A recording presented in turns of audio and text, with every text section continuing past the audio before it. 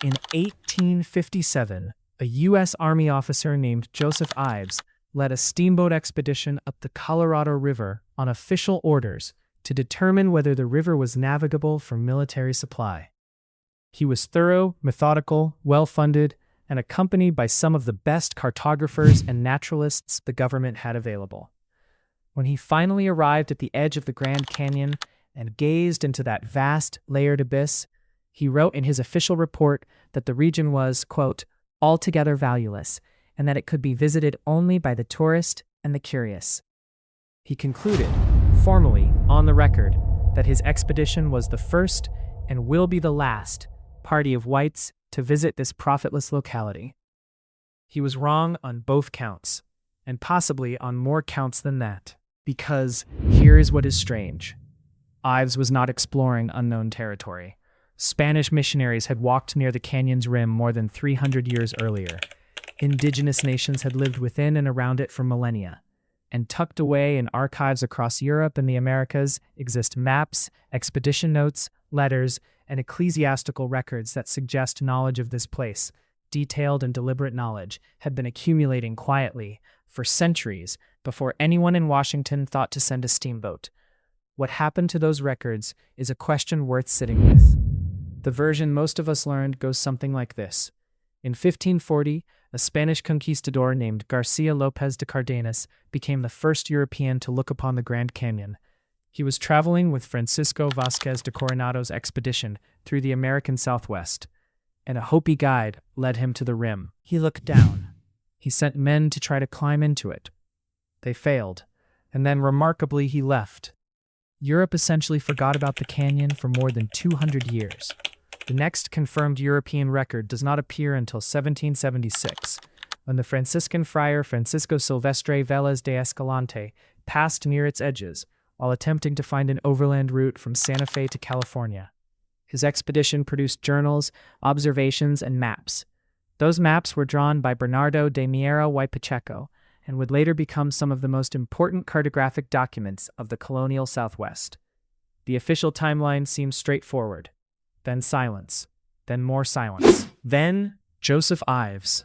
Then John Wesley Powell's famous 1869 river expedition, often celebrated as the moment the canyon was finally revealed to the wider world. But history rarely leaves gaps that clean, and the maps begin to behave strangely when examined closely. Miera y Pacheco's maps from the Dominguez Escalante expedition are extraordinary documents. For their era, they are remarkably detailed and geographically coherent. River systems appear where they should. Terrain is represented with surprising accuracy. Distances and relationships between major features often align far better with reality than many maps produced by his contemporaries.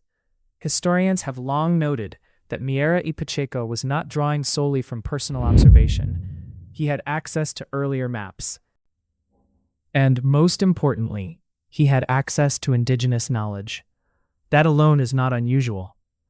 What becomes interesting is that the maps exist in multiple versions. The versions that circulated publicly during the colonial period are not identical to certain drafts preserved in archival collections.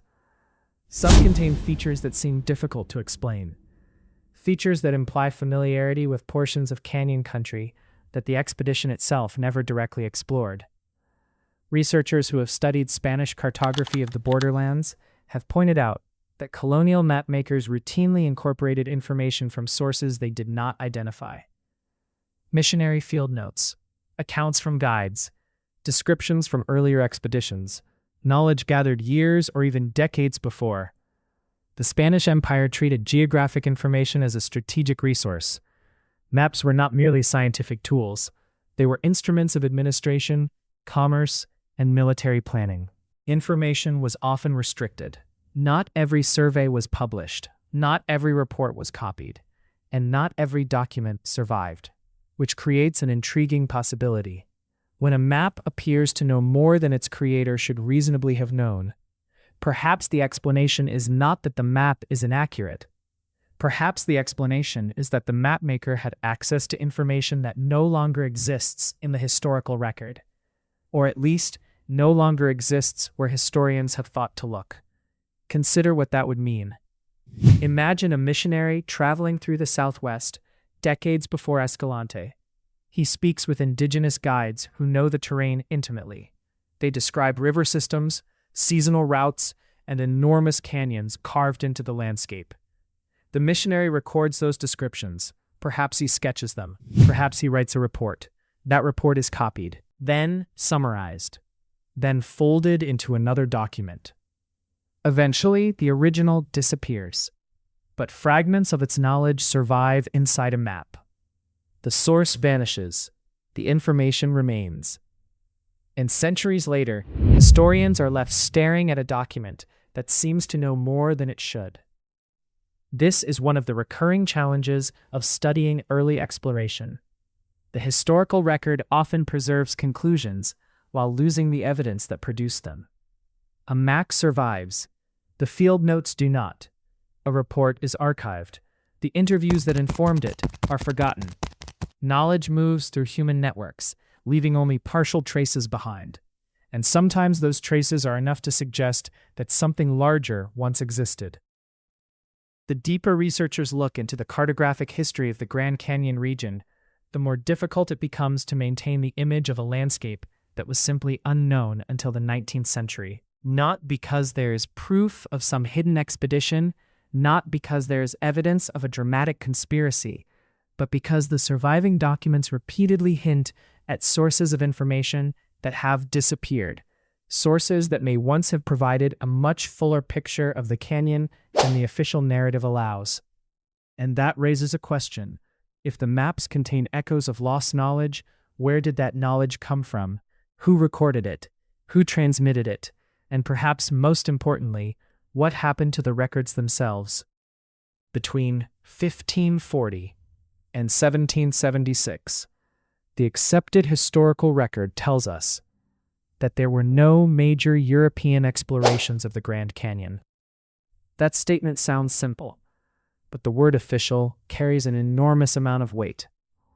Because while the canyon appears only rarely in surviving records, the Spanish Empire itself was anything but inactive.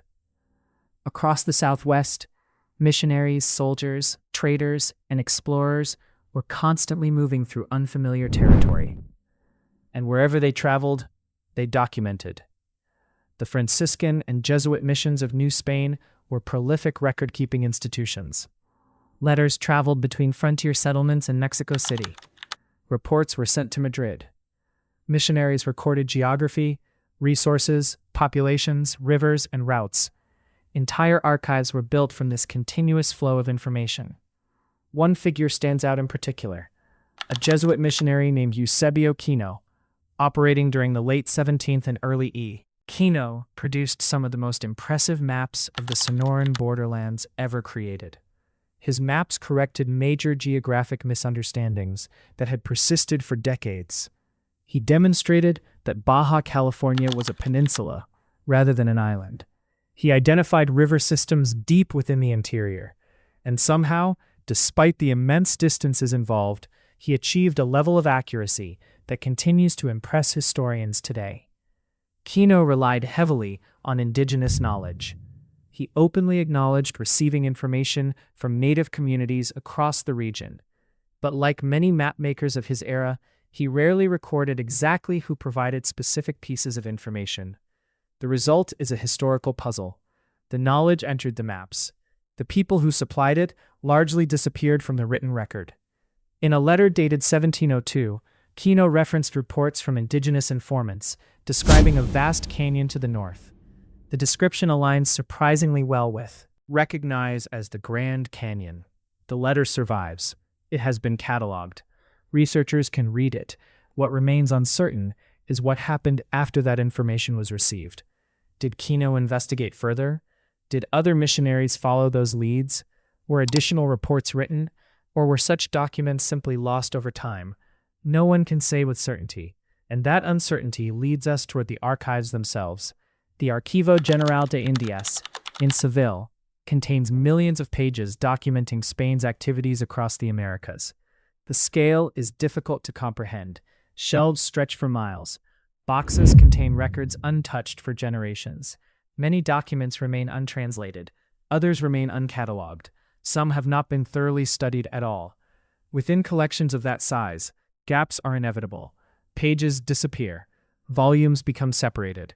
Entire files are relocated and later forgotten. Archivists have long dealt with this. Floods occur. Wars scatter collections. Administrative reorganizations create confusion. Most missing documents have perfectly ordinary explanations. Yet some researchers have noted something curious. In several 18th century collections related to exploration of the Colorado River region, missing pages appear with unusual frequency. Folios are marked as absent. References point toward documents that can no longer be found. Indexes mention reports that seem to have vanished. Does that prove anything? No, not by itself. History is full of missing paperwork. The absence of a document is not evidence of a cover-up. It is often simply evidence that 300 years have passed. But patterns attract attention, especially when those patterns appear in places where historians are already struggling to explain how certain geographic knowledge entered the record. And that brings us to a perspective that is often overlooked entirely.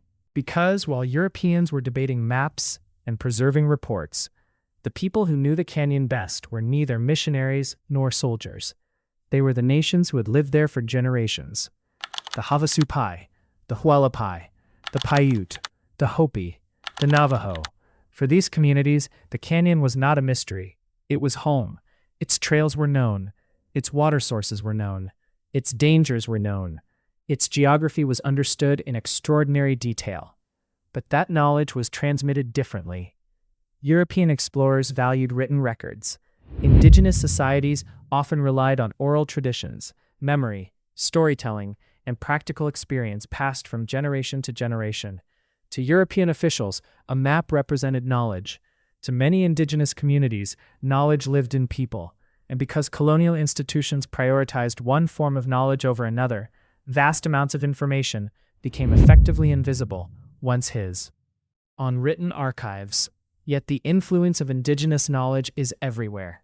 The Spanish expeditions depended on indigenous guides. Cárdenas reached the canyon because Hopi guides led him there. Missionaries followed native routes. Cartographers recorded information gathered through conversations with local communities. Again and again, indigenous expertise entered European records, but rarely with proper attribution. What this means is something profound. The Grand Canyon was never unknown. It was only unknown to particular institutions, and when those institutions later wrote the histories, they often described themselves as discovering places that had long been understood by others. Viewed from that perspective, the mystery begins to change shape. The question is no longer whether someone knew about the canyon before the 19th century. Clearly, many people did. The real question is how that knowledge moved between cultures, and how much disappeared in the process. Because if indigenous knowledge informed the maps, if missionaries recorded details gathered from guides, if reports were copied, summarized, and archived, then the canyon may have been documented far more extensively than surviving records suggest. Not necessarily in some secret archive, not hidden behind locked doors, simply scattered, fragmented, broken apart by time, leaving behind only hints. Hints embedded in maps, hints preserved in letters, hints hidden inside references to documents that no longer exist. And those hints point toward a possibility that becomes increasingly difficult to ignore. Perhaps the gap in the historical record is not a true absence at all. Perhaps it is the shadow left behind when a much larger body of knowledge gradually disappeared. By the time John Wesley Powell launched his famous expedition down the Colorado River in 1869, the Grand Canyon was already known to many different groups of people. Powell understood this. He never claimed to be the first person to encounter the canyon. He knew about earlier Spanish accounts. He knew indigenous nations had lived throughout the region for centuries. What made his expedition significant was not discovery. It was documentation. Powell and his team undertook something unprecedented, a systematic scientific survey of the Colorado River and the canyon through which it flowed. The journey was extraordinarily dangerous. The river was largely unmapped. Rapids destroyed equipment. Supplies ran low. Several members of the expedition abandoned the journey before it was complete. Yet Powell persisted, and when he emerged, he brought with him detailed observations that transformed the scientific understanding of the American West. Geology. They described its layers of rock. They provided measurements, maps, and descriptions that could be studied, compared, and reproduced. In other words, Powell converted a place that had long been known into a place that could be formally incorporated into the expanding scientific institutions of the United States. That distinction matters, because over time, public memory began to shift. The story gradually evolved from documentation into discovery. The canyon became something Powell had revealed, rather than something he had carefully studied. This was not necessarily intentional. Nations often build simplified narratives around complex histories. Discovery stories are easy to understand. They provide clear beginnings, they create heroes, they offer neat timelines. Reality is rarely so accommodating. The Grand Canyon did not suddenly enter human awareness in 1869. What changed was which institutions possessed the authority to define what. In 19th century America, discovery often meant something very specific. It meant formal recognition by the government. It meant incorporation into official maps. It meant inclusion within systems of administration, science, and economic planning. The act of seeing was less important than the act of claiming, and once that distinction becomes clear, the earlier records take on new significance. Because if missionaries, cartographers, and indigenous guides had already accumulated substantial knowledge of the canyon decades or centuries earlier, then the familiar story becomes more complicated. The issue is no longer whether people knew about the canyon. The issue becomes whose knowledge was recognized, whose observations were preserved, and whose accounts were allowed to shape the historical narrative. This brings us to a larger problem, a problem that extends far beyond the Grand Canyon. The archive itself. Great warehouses of history patiently waiting to be consulted. But archives are not passive. They are built through countless decisions. Someone decides which documents to preserve. Someone decides which reports deserve copying. Someone chooses which languages are translated. Someone creates the catalog. Someone determines which collections receive funding and scholarly attention. At every stage, choices are made. Most are practical, some are political, many are invisible.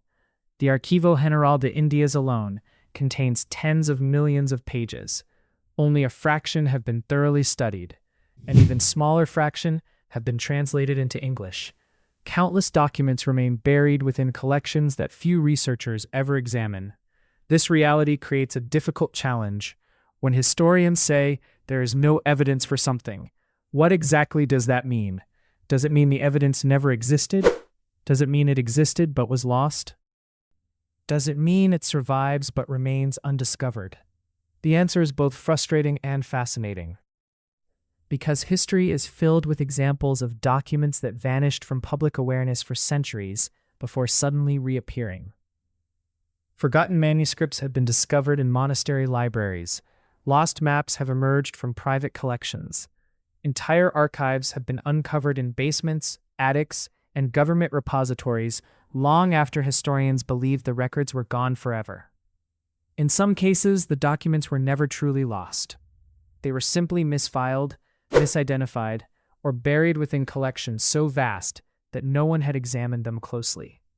The Spanish Empire generated an enormous volume of paperwork. Governors wrote reports, missionaries sent letters, military officers filed observations, surveyors created maps, administrators recorded nearly everything. The surviving archives contain millions of pages.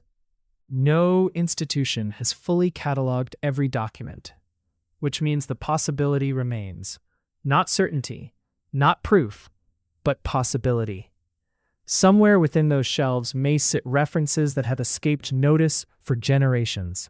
A report, a sketch, a diary entry, a forgotten description of the canyon, written long before the era traditionally associated with its exploration. And if such a document exists, it would not change the canyon itself. It would change our understanding of the people who knew it, the routes they traveled. It would change our understanding of the people who knew it. the routes they traveled, the stories they passed down, the knowledge they preserved. History often feels permanent, but much of it survives only because certain documents happened to endure, while countless others vanished. What we know is not always everything that was known. It is simply what remains. And that realization is perhaps the most fascinating part of this mystery. Not whether a hidden manuscript will someday appear, not whether a forgotten explorer reached the canyon first, But how much of the human story may still be waiting, unnoticed, inside archives around the world? the Grand Canyon remains exactly where it has always been: immense, silent, patient. Its cliffs hold hundreds of millions of years of geological history. Its walls preserve evidence of cultures that lived there long before modern nations existed. Of the past can be, perhaps somewhere, in a forgotten box, a neglected folder, or an uncatalogued collection, another piece of that story still survives. Or perhaps it does not. For now, no verified evidence has rewritten the accepted history. No confirmed document has emerged to prove otherwise. But the possibility continues to intrigue historians, researchers, and explorers alike, because sometimes the greatest mysteries are not about what we know, they are about what we have yet to discover. And until every archive is examined, every record studied, and every forgotten page brought back into the light, the question remains open, not answered, not solved, simply waiting, like the canyon itself. As the sun disappears beyond the horizon, the canyon falls into shadow once again. The records end, the theories remain, and the silence continues.